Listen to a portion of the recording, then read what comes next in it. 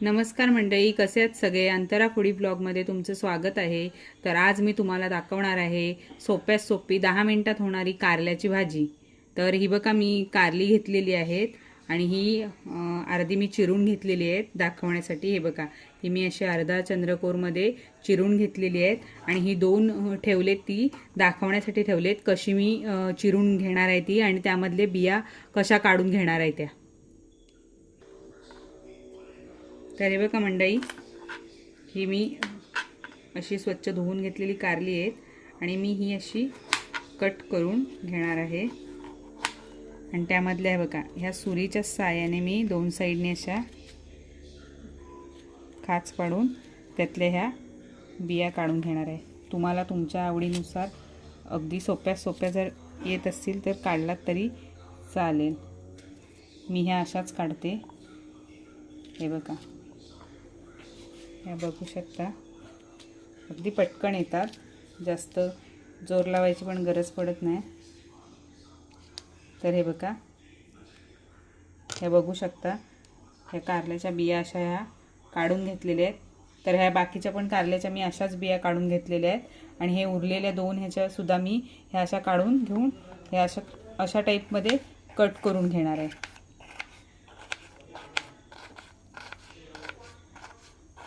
तरी बघा, ही एवढ्या साईजमध्ये ही अशी कट करून घेतलेली आहेत. एवढी पातळ, ह्यापेक्षाही तुम्हाला जर पातळ हवे असेल तर तुम्ही घेऊ शकता. मी एवढ्या साईजमध्ये घेतलेली आहे, कारण नंतर आपण जेव्हा फ्राय करतो, माझी थोडी वेगळी पद्धत आहे, तुम्हाला आवडली तर बघा. पण ही मी एवढ्या टाईपमध्ये अशी म्हणजे कापून घेतलेली आहे. जाडी एवढी असावी. तुम्हाला यापेक्षाही बारीक हवी असेल तर तुम्ही घेऊ शकता.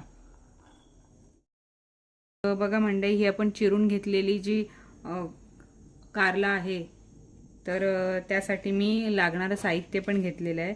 हे मीडियम साईजचे 3 लांब चिरून कांदे घेतलेले आहेत आणि ह्या 3 मिरच्या घेतलेल्या आहेत उभ्या लांब चिरून, आणि हे 1 वाटी खोबरं घेतलेलं आहे आणि हे चवीपुरतं मीठ घेतलेलं आहे. तर यामधलंच थोडंसं मीठ मी आपल्या ह्या कारल्याच्या भाजीला लावणार आहे आणि चुरून घेणार आहे. तर तुम्हाला दाखवते. हे बघा, तर हे बघा मंडळी, ही मी अशी ताटामध्ये सगळी चिरून घेतलेली कारली घेतली आहेत आणि यामधलं थोडंसं चवीपुरतं, म्हणजे अगदी एवढं, हे अर्धा चमचा मीठ असेल, तर हे मी यावर टाकून घेणार आहे आणि ही कारली अशी हाताने चुरून घेणार आहे. तर बघा, ही ह्या अशा पद्धतीने हलकीशी चुरून घेते, थोडासा कडवटपणा कमी होण्यासाठी, म्हणजे मुलंसुद्धा आवडीने खातात. तुम्हाला नसेल आवडत तर तुम्ही अशी डायरेक्टसुद्धा भाजी करू शकता, पण ह्या पद्धतीने केलात तर खूप चविष्ट पण लागते आणि भाजी पण सुटसुटीत होते आणि टिफिनसाठी पण अगदी मस्त होते भाजी. मुलांनासुद्धा खायला आवडते. तर या पद्धतीने तुम्ही करून बघा.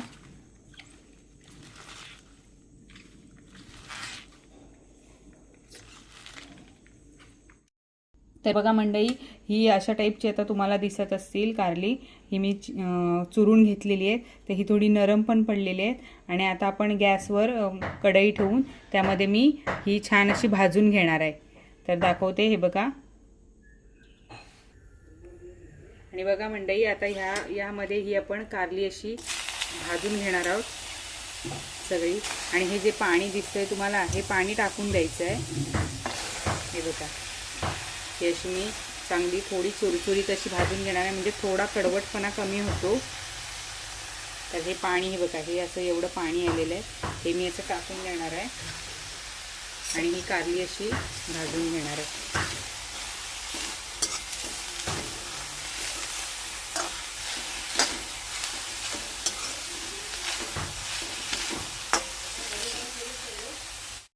बघा मंडळी, आपली ही अशी कारली भाजून घेतलेली आहेत मी कढईमध्ये, आणि ही बघा मस्त अशी सुटसुटीत पण झालेत आणि कलर पण बदललेला नाही आहे.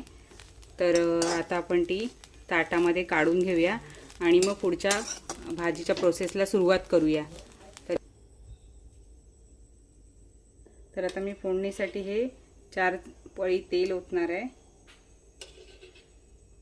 हे बघा,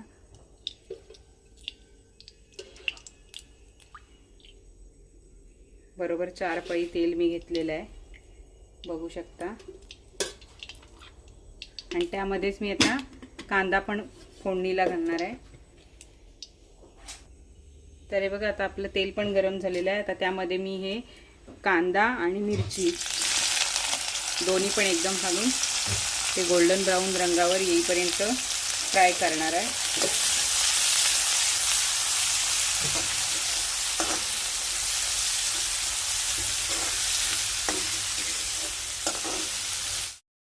बघा मंडळी, आपला कांदा आणि मिरची चांगली गोल्डन ब्राऊन झालेली आहे. तर आता यामध्ये मी बाकीचे जिन्नस घालून घेणार आहे.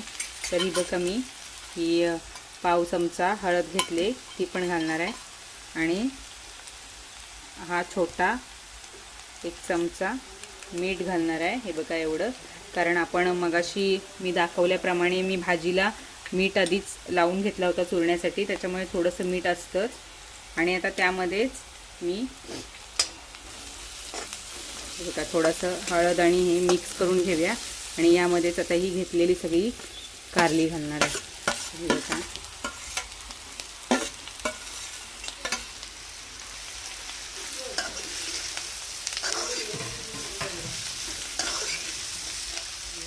असे एकजीव करून घ्यायची आहे.